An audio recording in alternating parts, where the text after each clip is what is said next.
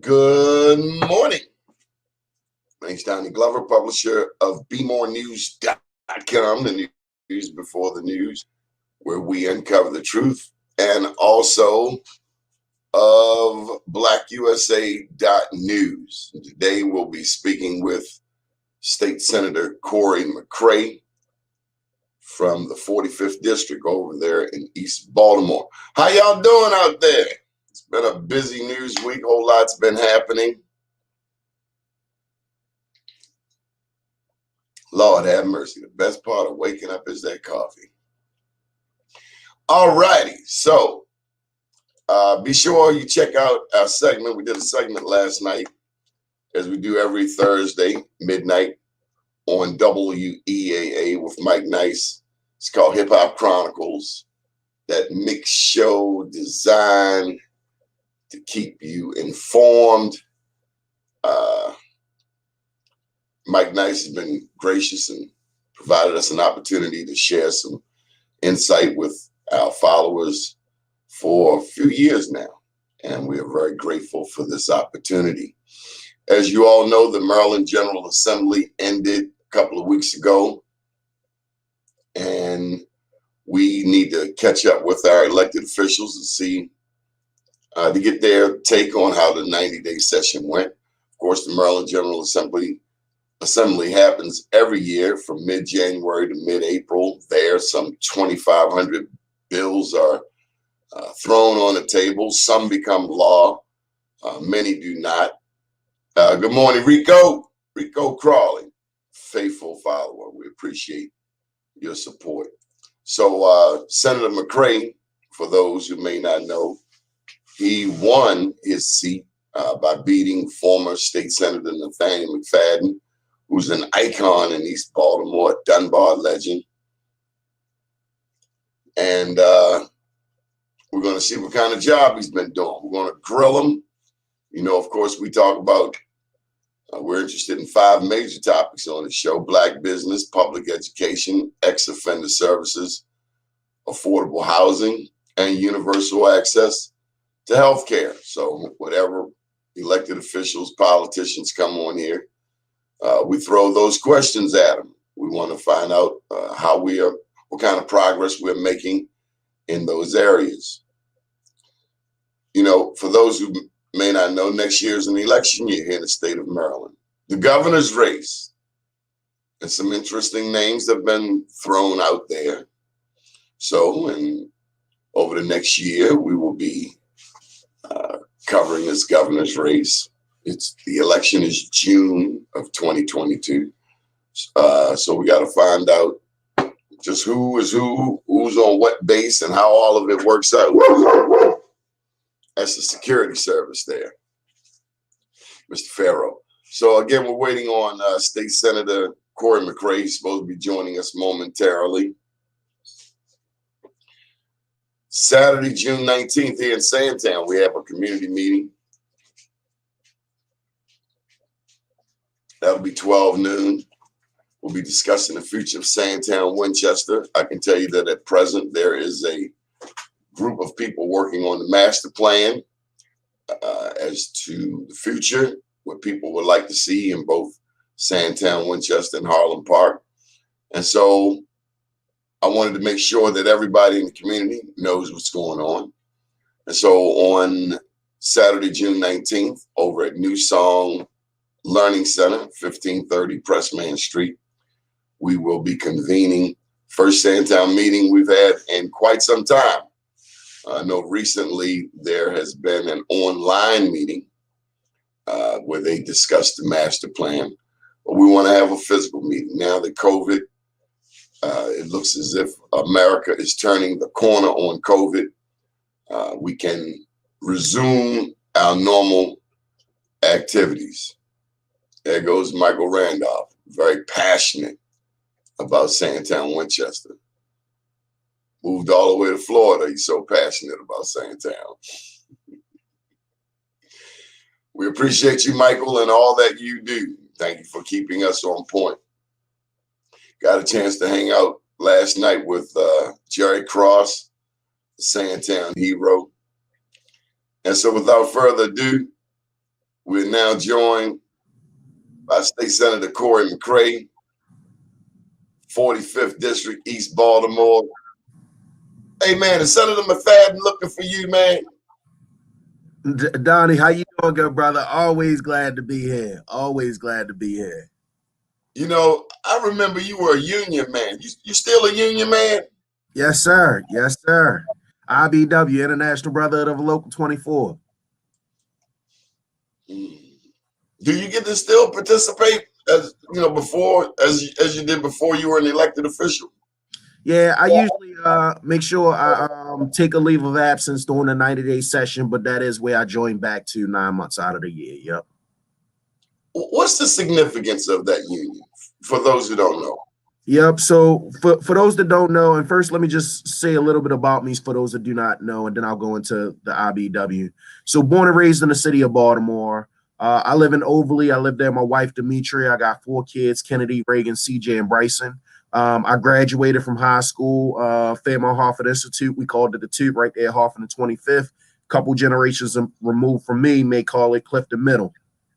After graduating from the Tube, I went through a 5-year apprenticeship program with the IBW, which I'll double down and dig into a little bit more. Graduated from that apprenticeship program, been buying houses up and down Bel Air Road since I was 20 years of age. Got my training wheels in the House of Delegates 2015 and moved over into the Maryland State Senate in 2019.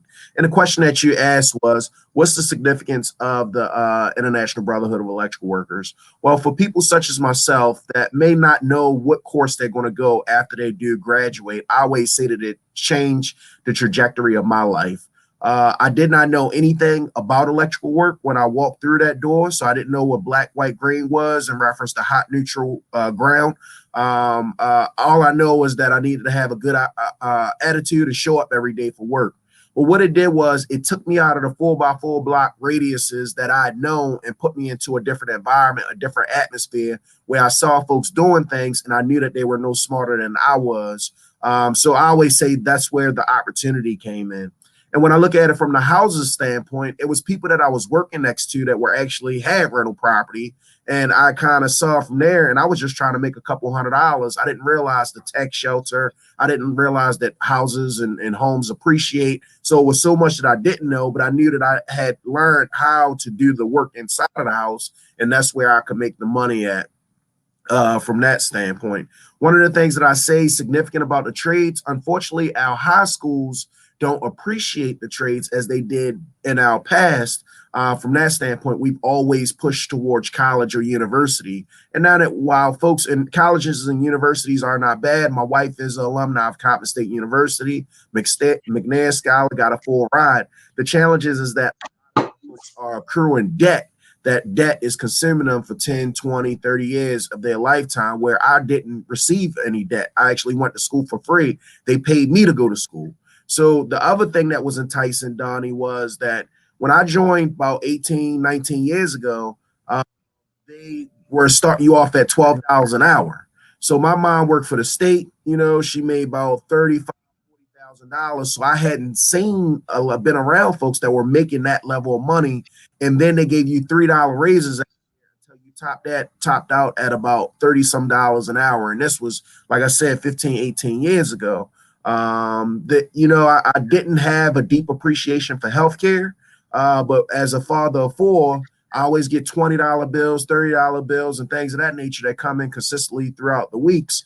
But the healthcare that's paid for myself, that's on top of my wage. So that's not taken out of my wage like majority of folks that work.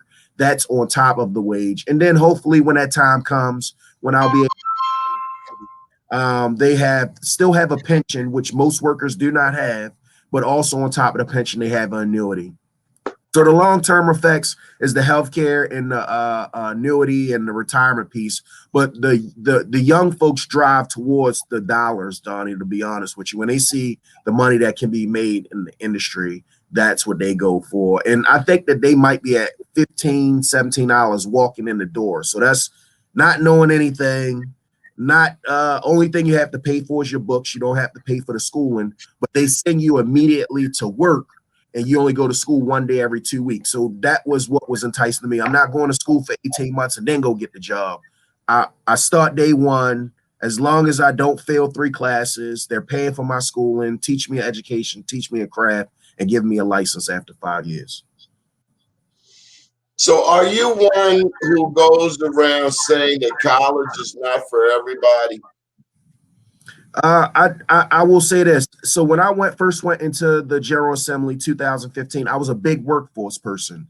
I felt as though folks had jobs, folks had opportunity, that was how you can kind of help create this path, especially for a number of challenging educations where a high school diploma is all that a person have. So let me also be clear, within the apprenticeship program, the only things that was necessary, some of them barriers, but very low barriers: high school diploma, driver's license, and to be 18 years of age. Those 3 things. So the driver's license is a challenge for some of my folks. And then the high school diploma, you get high school diploma or GED, I should say that. High school diploma or GED. Usually the license a lot of times is the barrier. And in reference to your question, do I say that colleges or universities are not all for everyone? I know that, and I went to school when I could pay for it, Donnie. So after I graduated the apprenticeship, I ended up doing 3 years at BCCC. So I'm alumni of BCCC. I was there from 2008 to 2011. So I always say I'm a very big person about debt. Debt is can be very challenging for folks. And once you get consumed by it, that's a very hard mountain to climb. So I'm very proactively saying, hey, if you get the scholarships, if you can get those opportunities to pay for it, but do think about how you're going to go about going to that college, that school, picking that school you pick. But yes, I do promote a lot of alternatives to our young people because I think that it is very important. You still have carpenters, you have roofers, you have plumbers and steam fitters, electricians, painters, so on and so on. And I do think that they're great occupations.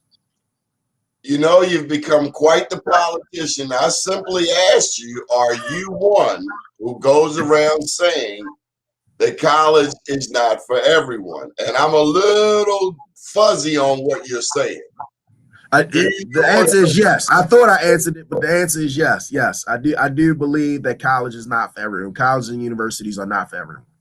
Well, if you go into a carpenters union, you have to, or electrical union, you have to at least know something about numbers. Right. Because you have Ohm's law. Formulas, I equal E over R. Yep. That's Ohm's law. And yeah, I'm clear. And so these young people are not learning this in our Baltimore City public schools. Not when you have students graduating with 0.13.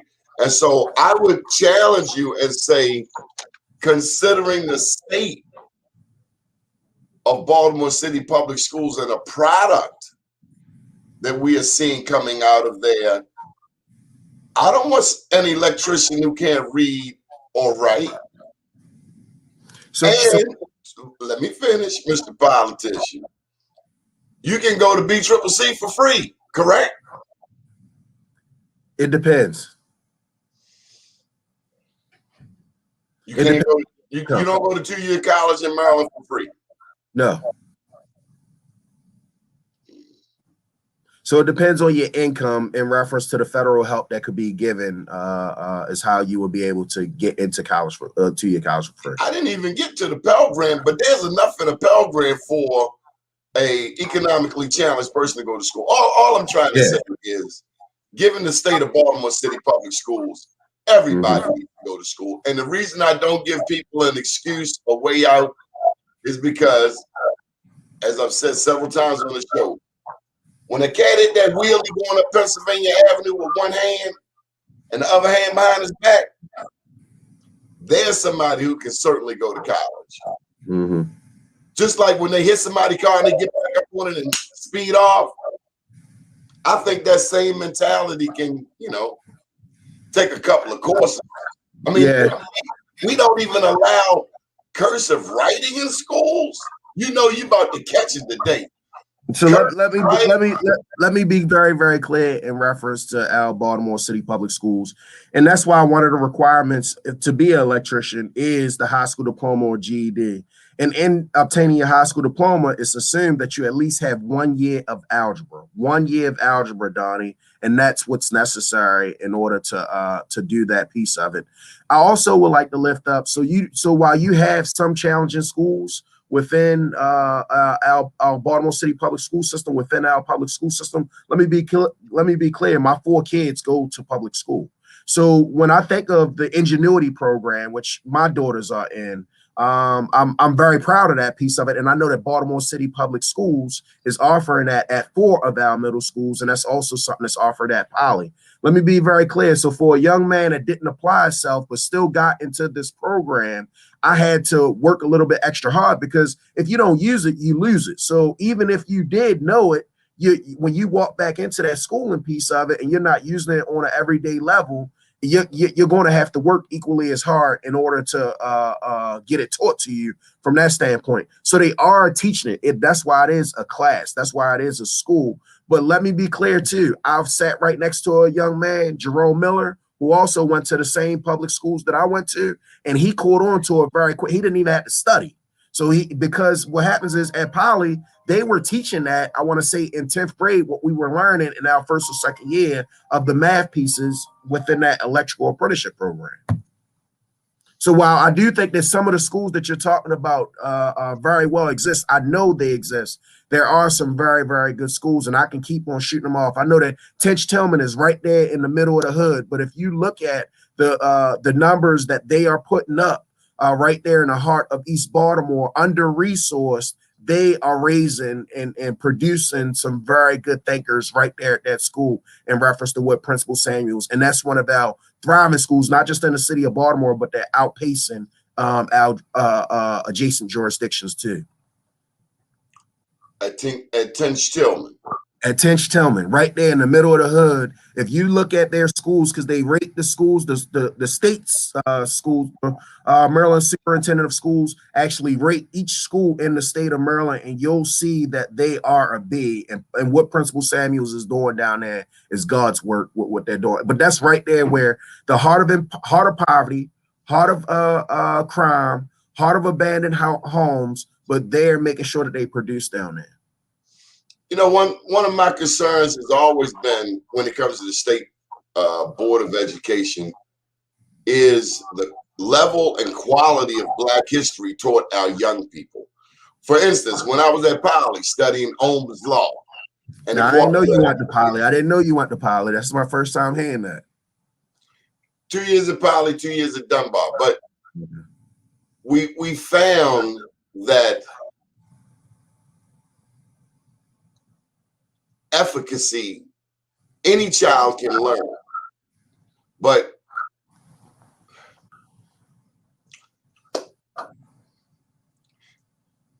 Baltimore City schools can produce effective students. But one of the challenges is, for me, if our children knew that Black people created the principles of algebra, which means even on both sides, if our children knew that we created geometry, that we built the first pyramids, if that Black history was instilled in our young people in East Baltimore, that the oldest Black family business in America, Locke's Funeral Home, was certainly one of, and family members of Patricia Schmoke, if we knew how dynamic our ancestors were here in Baltimore, I just think it would be so much easier. And so I share with you so that as you travel the halls of Annapolis, you know, we really need a state administrator that makes Black history important, because it would have made it so much more interesting. Just like history. They tell us Columbus. I mean, what they're telling our children is not much different than what they were teaching 50 years ago. But so much more information has come about. Well, anyway, let's shift gears. I want to make clear that you preaching to the choir. I know you know, but I gotta make sure that the listening audience know that you are preaching to the choir. I look at the book that I'm reading right now, Donnie. It's called Capital Men, but it talks about the first African Americans that served in our congressional space after Reconstruction, during Reconstruction when it was happening. So I'm a very, very big student of history and firm believer in the principles of what you're stating there as you go to the next subject matter and move on. Well, and of course, Black Wall Street is coming up. The 100th commemoration. What they did to those Black elected officials, I think of Wilmington, North Carolina, 1898. Imagine all you did to get elected. Yet at the end of the election, somebody's waiting on you, telling you got to move Mr. McCray out of Baltimore. Mm-hmm. New Orleans too. New Orleans too. Oh, across the Southeast, the deep South. Klan came about, 1865 down in Pulaski, Tennessee. You ever heard of the White League? I've read about it. Cousins to the Klan come out of Louisiana, and not much different than the Trumpsters today. How do losers of a civil war act so entitled? How do you fight for the right to own another human being? Mm-hmm. But these are the people that shape this Constitution that we got to live by in this country. Okay, let's shift gears. America, 5% of the world's population, 25% of the world's inmates right here in America. 34% of them look like me and you. Black women, the fastest growing demographic. Earlier this week, we had Karen York on of Job Opportunities Task Force. Last night, I spoke with Nicole Mundell. Reason being, bail reform happened. I think that was your first session, your first year, first term. Yeah. It destroyed Black bail bonds companies, the same ones that maybe you have counted on for donations. I certainly have counted on. But now we got cash, no bail. So you commit a crime, you either get released or you sit. So we got a call Saturday night from Howard County Detention Center. We did a live show. A cat who's been sitting in pretrial since 2018. Mm-hmm. Is that the norm? What's the follow-up on bail reform? Is it working? I think that there are studies that's being done. I believe, like you said, it was implemented in 2015 or 16. We're in 2021. You will find, just as what you stated, that a number of folks are going home on their own recognizance. So there are more folks that are being released, but those of some form of violent crime are being held with no bail. And that is increasing at larger numbers. So more people are being released. But the people with violent crimes, there are more no bails that's being put forward for violent crimes. A young man said to me plainly yesterday, this is the worst time to be locked up, especially, considering COVID, pandemic. Yep. Did you know that it's a pandemic and the courts are just reopening and not moving at the same pace that they were pre-pandemic? So if you have bail and you're in a pandemic. Did you know that inmates are entitled to a check from COVID? Inmates are entitled to a check from COVID. So they should be social distancing. They should be doing the same things that we should be doing in reference to. They're entitled to money. Oh, you talking about like the stimulus check? Did you know? Yeah, I'm not as versed on it. Yeah, we have a young lady, Nikki from UB Creation. She's helped inform us that there is money. There's so much to these stimulus bills when they come out. Of course, this current round of PPP and EIDL money is running out. We've had a couple of people talk about that on the show. I think it's maybe a couple weeks left, and more Black people are getting money through this round. We're hoping there's a third round of money. How are Black businesses doing in Maryland? When you think of minority business enterprise, a small business reserve fund, here in the city of Baltimore, I mean, we have all of these. You're a contractor. We have a number of contracts, but in terms of Blacks getting some of that business, there's an MBU office that really needs more people to staff it. If they got 2 people, 3 people, that doesn't show a very strong commitment of minority business / black business, does it?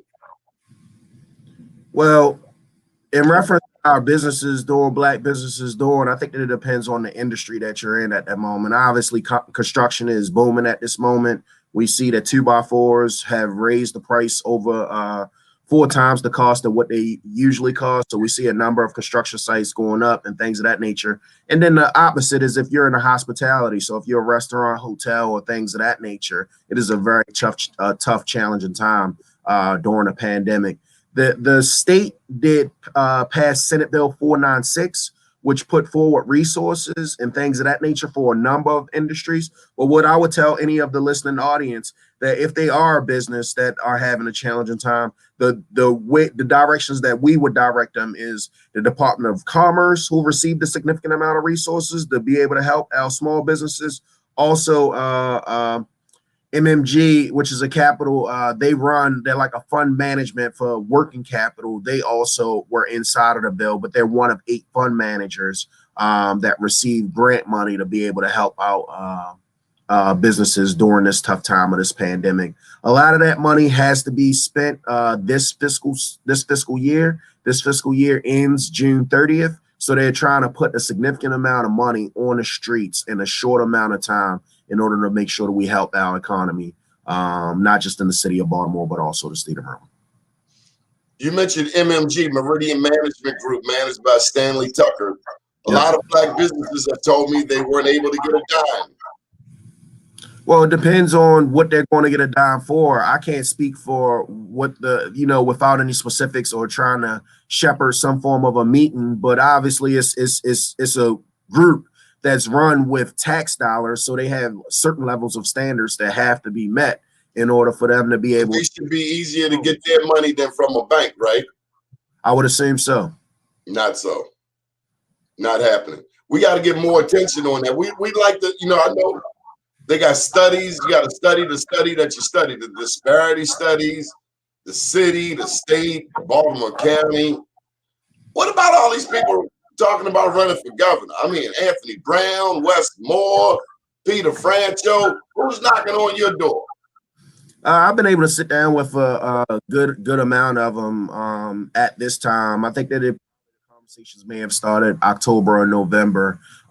Few of them have formally announced. Some majority of them are exploring. I think that the only ones that have formally announced is probably Francho, Baker, and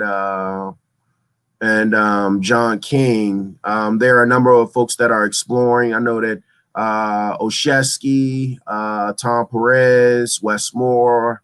There are a number of folks that are exploring it at this moment. I know you're not going to say it, but I'm wondering why Rashawn Baker is getting in the race. And I'll tell you why. If he's running for governor, and he lost the last time, then wouldn't you think he would make his way up to Baltimore and make sure people know him a little better? That's what I would think. Well, we ain't seen him. We haven't seen him at all. We haven't seen Ben Jealous since the last election. We haven't seen Ben Jealous either. I haven't seen Ben Jealous since the last election either. While we do have COVID as an excuse, but I haven't seen both. That's accurate. We see you. You make yourself available. Senator Hayes makes himself available. I mean, I happen to be fond of you and Antonio, you young black men who have lived in some of the toughest neighborhoods in Baltimore. You on the east, him on the west. And if someone were to come to me challenging either one of you, then I would ask them how much about you do they really know. But be that as it may, we still gonna grill you on this show because we got to. I think it's important, Donnie. I just want to make clear so that the listening audience, in reference to why it's important to stay close proximity to the people, even during pandemic. So even during calling in the folks, especially our seniors, when that pandemic first started, just to make sure that they were okay, that they had what they needed from a food security standpoint, from a prescription drug standpoint. I just got back to the doors. That's how I got in office. That's how I was able to elevate into a different position within office, but just started knocking doors. But I never left those folks because still was talking it through with them and calling all throughout the district for about 11 or 12 months. I didn't get to do it as much while I was in session, but pre-session, that was what I was doing, making sure I at least cut out an hour and a half, 2 hours a day to call into folks to make sure that they were good. You know, Senator, it's been brought to my attention that Kelly Schwartz, I know you will never mention anybody on the other side of the aisle who's running for I'm governor. gonna say her correct name, Kelly Schultz. Okay, Kelly Schultz. She's the Commerce Secretary, used to be Secretary of DLLR. Yep. She's since Boyd Rutherford's not running, and I keep hearing rumblings of a Michael Steele, but we haven't seen that cat in damn near a decade. But what's to stop Black people, and especially considering the last race, we saw a lot of Republican people, Black Republicans running for mayor of Baltimore. Why would you encourage the people to support the Democratic Party this time around? Presumably.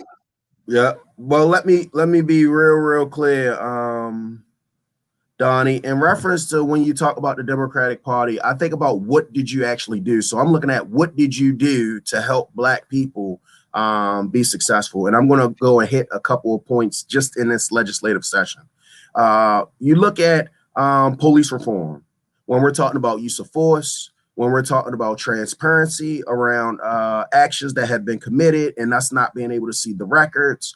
When you talk about body camera legislation, when you talk about LEOBR, that was not Republicans. They were fighting us tooth and nail to do those types of things. It was Democrats that got that across the finish line. And not only did it have to get passed by a simple majority, but after it was vetoed, we then had to make sure that we come through with 3/5 and override those vetoes. Why is this important? Because you have a significant amount of Democrats that represent majority Black folks, but then you have some jurisdictions that their majority is white folks. So, and I'm going to name names so that you can get a full understanding. So when you look at Katie Fry Hester in Howard County, while there is a percentage of Black folks out there in her respective jurisdiction, it is less than 15% that she's represented. So when she takes that vote, while she is voting for overall the good of Maryland, that is not representative of her jurisdiction. You have Sir Elfrith, who also has a low proportion in reference to African Americans that live out in Anne Arundel County. They have some projects out in Anne Arundel County, but that is not the majority of folks out there in Anne Arundel County. You got some folks up in Western Maryland that may have hard votes. So all that to say is that get to 31 in the state Senate. I think that we only lost one Democrat, and that was Kathy Klossmeyer. So I'll say police reform is one issue that we know that Democrats stood up on. Carolyn 2.0 in reference to making sure that we make the investment in reference to education over a period of time. Carolyn 2.0 isn't helping out these wealthier, affluent jurisdictions. This is getting at the crux of where concentration of poverty is happening at. How do we make sure that that learning loss that happened during COVID, how are we going to invest during the summertime to make sure that we can at least try to catch up for our young babies that are in this elementary school, maybe in pre-K, kindergarten, and things of that nature? That was Democrats that did that. When we think of what did that include? So that includes college readiness, so college and career readiness. That includes pre-K, making sure that we know that when our young folks are learning at an early start, so they start out, we think about K through 12.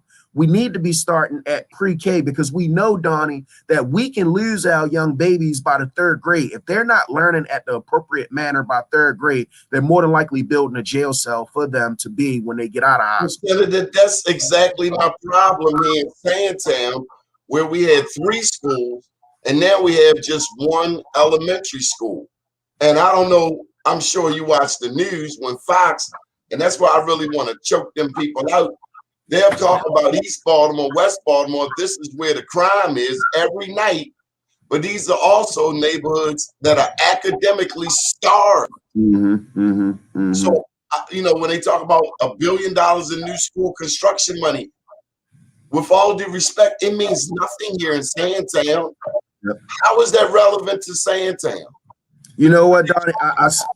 I'll be very, very honest with you. I have my hands full in East Baltimore, man. When I say it's a full-time job, at least if I'm not sleep, like I'm in my schools, I'm on my streets, and I'm very, very intentionally focused to those areas because I got a significant amount of problems. So I don't migrate in South Baltimore, West Baltimore, North Baltimore because I got my hands full in Baltimore with the level of challenges, perplexities, and problems. Not to say that I don't have the bandwidth, is what I'm Well, trying. I'm just asking you from a philosophical standpoint. Well, let me say, it's hard for me to share in your joy of these accomplishments when the reality in Sandtown is there's one elementary school. I mean, it's like, so what? I got you, and I think I do think that it would be more appropriate for the state senator and that represent that area because they would be able to speak and speak intelligently about that, where I wouldn't be able to because I'm just not as familiar with the neighborhood as I am with my East Baltimore neighborhoods. Let's talk about East Baltimore then. Yep, give me one. Are they closing schools in your district? We're actually inside of this budget. You'll be proud to see, and for those that's listening, audience, one of the things that I was fighting for when I was running for Senate was Fairleigh and Northeast. They had closed, and they should not have closed. They closed because the buildings were falling apart, and then they moved them. So they had to emergency move them out of their building. They moved them into the old Thurgood Marshall.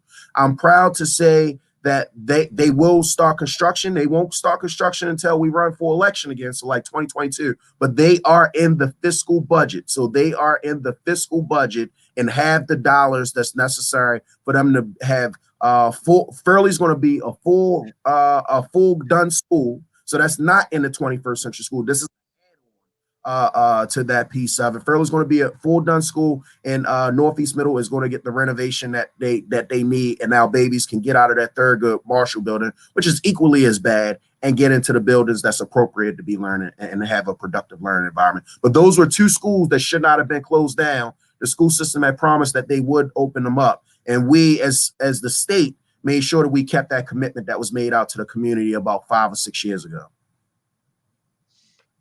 You know, I look at all of this money and this politics. I think about the lottery back in 1973 when money was promised for education. I look at table gambling and slots passed on O'Malley where money was promised for education. Yet I see 2 new stadiums downtown, but in the news they got classrooms with icicles, Senator.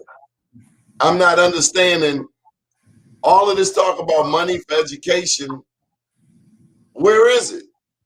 So that's what I'm trying to tell you is that this, and that's why I feel very confident in reference to the state senators that I sit next to. I feel good about Antonio Hayes, Murray Washington, Bill Ferguson, and Charles Sidnor, and Jill Carter, equally so, because I think that we're all uniquely talented individually in our own ways, but collectively we make a great team. So one of the things that I know, I sit on the Budget and Tax Committee. I'm the one city member from Budget and Tax Committee, one of 13 on that committee out of the 47 and chairing a subcommittee. Baltimore City was well represented in reference to that budget.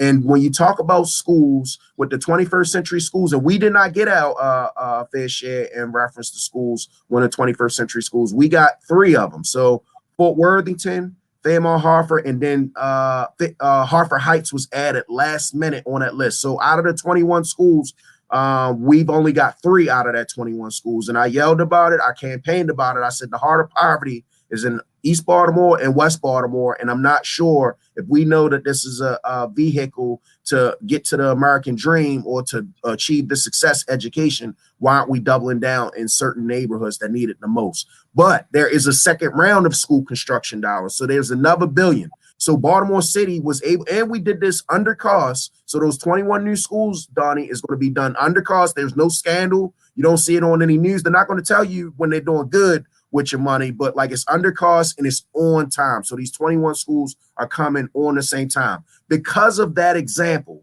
We've now set a model where Prince George's is looking at the same thing, and everybody's saying, I want what Baltimore got. Howard County was saying the same thing. Montgomery County's dealing with overcrowding. And now we moved as a state with the school construction bill and overrode that in the early General Assembly. And what we're going to be doing is redoing our high schools. So you're going to see that majority of our high schools are going to get full renovations. But as stated, those two elementary middle schools was also added to that list of high schools.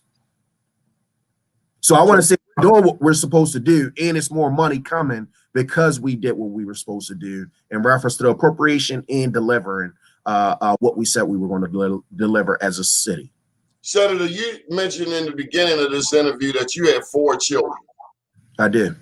And I would imagine at this juncture, and the last time I saw you, we were over the wire, you had the family. You and I both enjoyed the swimming pool. Mm-hmm. But I imagine you have to dole out some allowance at some juncture in your career as a parent. I dole out allowance all the time, man. They so young that you stay in your pocket. I keep thinking you got the visual. They don't have the visual. So for the people that's listening, I got a 5-year-old, a 7-year-old, 11-year-old, and a 13-year-old. So if one of your children came to you for $20 this morning and you gave it to them because they got to say what it's for first, though. I'm gonna say what it's for first. Right. But you get a good enough reason and you give them the money. Mm-hmm. At what juncture do you check on what they did with that 20? Well, I want to say, and this is me showing my hand, they call me the helicopter parents, not the helicopter parent, the Disney World parent. So like my wife is probably more responsible from that standpoint in reference to laying down the law. That you see me laying down the laws because like I've got a little bit more upset than normal from that standpoint. But I think that my kids are avid savers. They get money for their graduation, for their report cards and things of that nature. They buy books and stuff like that, do things that they like doing with their money. But I would think that they're doing the appropriate thing. The 5 and 7-year-old probably too young. It's the 11 and 13 that I'm talking about. Baltimore is 9-1 Democrat. Mm-hmm. You ain't let me list all the things that we did. You got me. I'm not finished. You're not gonna throw that curveball. I'm setting you up real nice because this is a haymaker. Baltimore is 9-1 Democrat, and a lot of people don't like Republicans because that's how we were raised and trained to be. Mm-hmm. We don't know why we don't like Republicans. We just don't like them, right? Because they the devil. No, I think Baltimore, 9-1 Democrat all my life, and I'm 55, all Democrat. Mm-hmm. But yet we haven't had a black U.S. senator, a black governor, and our neighborhoods, East and West Baltimore, quite honestly, when North and Charles gets transformed overnight, you and I are still dealing with the same Baltimore we grew up in many ways. White folks get what they want. I'm just saying we don't have much accountability with this money that's going into education. Not when Fox is digging all up in this case, and I'm not even a fan. But it makes you wonder when Augusta Fells is getting money for guys or students that aren't even in school, and then you got a CEO that's making as top dollar compared to any school CEO in the country. It's like somebody lied. That's my assessment. I could be wrong. Donnie, one of the things that I would say, that's why it's important to have good elected officials in these respective positions. And I think that for the most part, majority of the folks start off in the right positions, but sometimes we do get tired. But in an urban jurisdiction that face the challenges that we face, we need someone running full steam from an accountability standpoint, not just on our school system, but also on our police department, also in our transportation system, also in our social services piece of it. And this is why a lot of times I'll have standing meetings with all of these agencies to make sure that I'm watching the performance and specifically on categories that are focused in East and Northeast Baltimore, so that I know, in reference to like the school construction piece of it, where I talked about the 2 schools, that's why I was so familiar with the dollar appropriation, what's going to happen, what's the timeline that happened. When you started to talk about different schools, I went right to Titch Tillman because I know the work that Principal Samuels is doing. I know what up at Hamilton, before Principal Pouncey, who just got there this year, but Dr. Drummond was doing in the previous years. I know that I got 4 new principals in my schools and made sure that I sat down with each and every one and let them know what resources that they needed. Please never hesitate to reach out to me. I don't just talk to North Avenue, but I also hold quarterly meetings with all of my principals to make sure that I have a pulse of what's going on from an education standpoint, whether that's Lily Mae Carroll on Sinclair Lane, whether that's Daya Hafiz over at the New Bel Air Edison School. So like, I feel as though I'm close and I have proximity, not just as a constituent, but as I talk to you, I feel like I got that same relationship with my principals, so that I have a full understanding of what's going on at my schools. One of my schools said that we wanted to do a new library at their school. You know what I did? I got them on the phone with someone that I know that had did a new library over at Baltimore City College and said, hey, let's figure out the blueprint. And he put it really, really good. He said that the folks that are organizing from that standpoint, they're like the ground troops, but Cory is like the air patrol. So when you need somebody to drop the bomb and say, hey, we need you to open up some space here. But like, I have that level of relationship with my principals, my teachers, and I also am working in concert with North Avenue to make sure that these schools thrive in my area. And that's why I say I just don't have the bandwidth to follow everything that's else, because this is a full-time job, just kind of doing that, the meetings, and making sure that we address the specific issues that may come up during that time. What black politicians do you look up to in history? You know what? So when I think about that, I like Barbara Jordan, who was the first African-American woman, and not just her state legislature, but also in Congress from Texas. From that standpoint, I've been really digging into Kwesi Mfume the second time that he's been in Congress. I've read his book, very inspired. I think that I share a little bit of a different story because it's a different generation, but maybe during that time it might have been similar. But I do think that he's of people, care for people, and he was in them streets, bro. Yeah, and think of people. I'm a very big student of history, but I hope that the example that I'm trying my best to leave is that folks will say, hey, Cory McCray was exhibiting the behavior that we would like to see given by our elected officials. And I hope when that time comes that it's time for Cory McCray to go and pass that torch, that I do that in an appropriate manner is what I think that my greatest gift would be, is thinking about what does the legacy of that district look like. Ask me that same question. Who's your favorite politicians? And I could go on to say Verda Welcome. I can go on to say a significant amount of folks. Marion Barry. Marion Barry. Marion Barry made sure that black people ate, got jobs, grew businesses. Maynard Jackson, the same Atlanta. way. Yep. So when I look around the city of Baltimore, which is 9-1 Democrat, the state of Maryland, 2-1 Democrat, and they would not allow Kwesi to be a U.S. Senator. And as talks of the replacement for who's the guy, Cardin, he's next. I mean, Sarbanes, I'm still not in Kwesi. We gotta beg these Democrats for what is already ours. I just don't get that. By the way, I think you can put Coleman Young, if you're looking at that generation. He was down there in Detroit, equally as bad, equally as good as a mayor. What I'm saying is, if we don't use a political position to leverage the fight, man, we done paid. They've been lying to us for years, going back to the Maryland State Lottery. I'm glad that you are proactive and that you're bringing back money, but they already owe us money. I hear you. I'm for reparations. Are you for reparations? I hear you. Donnie, just know that we're doing our respective job. And I'm gonna list some of the stuff that we brought back so that folks on the call will know.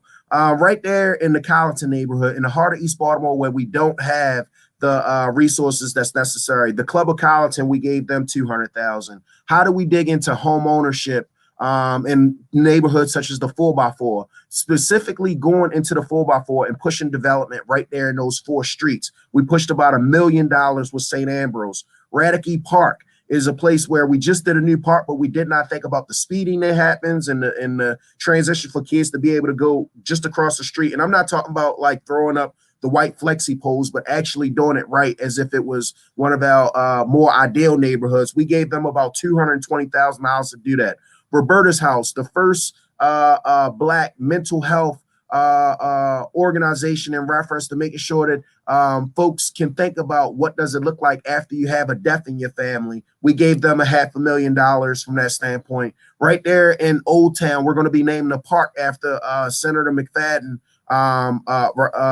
piece. It's North Central Park is the name at that moment. It's a part of the PSO project. But right there, Lake Clifton, Morgan is going to be doing a convocation center. They were in the budget for $900,000 when it started out, Donnie. We got them $5 million to start the planning and the demolition for that site. The Great Blacks and Wax Museum, $750,000. I could go on and on. Right there at Broadway and North Avenue, that site, that the Gompers building, dumped another $1 million to make sure that we can have something. And these aren't short-term things that's going to be dealt with. But you know what? When I leave this place, I feel very confident that no one's going to be talking about Broadway and North Avenue. And I cannot believe that I left off the list Harold Washington up there in Chicago, because I think he was the baddest man.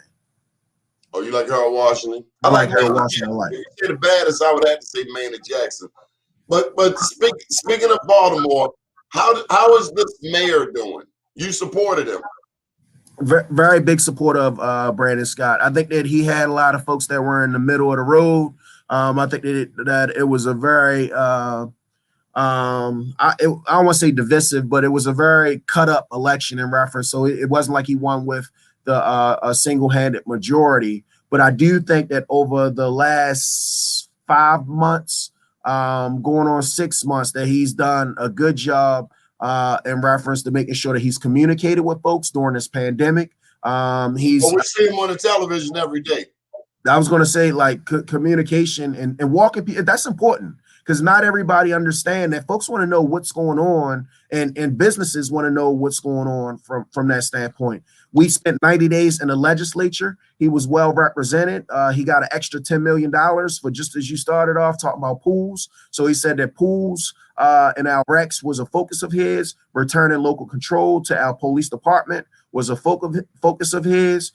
He talked about the PSO project and making sure that we got the resources to finish that gap. From that standpoint, our libraries, making sure that they have extended hours and extended days, so we are able to put up an extra $3 million a year. What about these vacant houses? The core program should be trying to deal with some of the vacant houses, and we've saw some of our fruits bear from the core program, but there are a significant amount of vacant houses in our urban jurisdiction. Do you think having a white lady or white people head the Department of Housing, the Housing Authority, Department of Housing Community Development, do you think that they are culturally fit to handle the challenges of Baltimore, a majority black city? Yeah, I think that one of the challenges that the mayor walked in was a number of the positions that were there were actually vacant. And I'm proud to say that no black people that know housing. Let me get to the answer. I'm gonna work my way to it, but I think that it's important that the audience kind of hear from that perspective. So he was down a CAO. He's been able to bring in Chris Shorter. He didn't have a deputy mayor for economic development. He's brought on Ted Carter. He had an acting director for DPW. He's been able to fill that position. And currently there's an acting director in Baltimore City Housing. So you have a number of these positions that are very crucial to running a city that were empty when the day one that he starts. And black people do those jobs. Say that again. I think that you saw from he's exhibited the CEO, the DPW director. Vacants. I got vacants on both sides of my house. We're sick of it. We're sick of landlords that keep these properties over and over. And I'm asking, can white people running the Department of Housing, Community Development, the Housing Authority, Can they culturally relate to what's going on here in San? Currently, there isn't a person that's an open position. It's an acting director. But what I would, Ryan Bird, we wouldn't even be having this question. I think it is premature for me to speak to something that has not happened. So I go back and say, look at what has happened. Look at his intentionality at what has happened. And those fancy words, I don't understand that. I understand when these vacants are gone. I got you. We both want the vacants gone. And when these white addicts get out of my alley, because when O'Malley was mad, they was locking black people up for sitting on the steps. I got white people tricking and shooting dope out back, and the police ride right past them. By the way, because we only got 2 minutes. What's up with this policing? Is this policing? What is going on with crime? Is crime down? No, crime isn't down. I think that we see that the murders are in a place, and this is going on in all jurisdictions. I want to say in Prince George's, I was just looking, they double their homicide rate. Baltimore. In Baltimore, in Prince George's, in Baltimore County, murders are up, and we all need to be dealing with those issues that are right there. Consent decree that got the cops to take a knee. The cops is hands off. As long you can sell dope in front of the police as long as you don't shoot nobody in Baltimore. Consent decree, no consent decree. You see that murders are up in all urban jurisdictions and in our adjacent jurisdictions that's happening. One of the things that I am proud of from a police department standpoint is that we know that we had a very corrupt police department, and being able to address those issues and put forward reforms to address that, I think is one of the central focuses to making sure that we can build trust back into our neighborhoods and with our people to be able to work with our police department so that we can get violent offenders off of the streets. But as you are, and as I am, we both want especially the violent crime dealt with.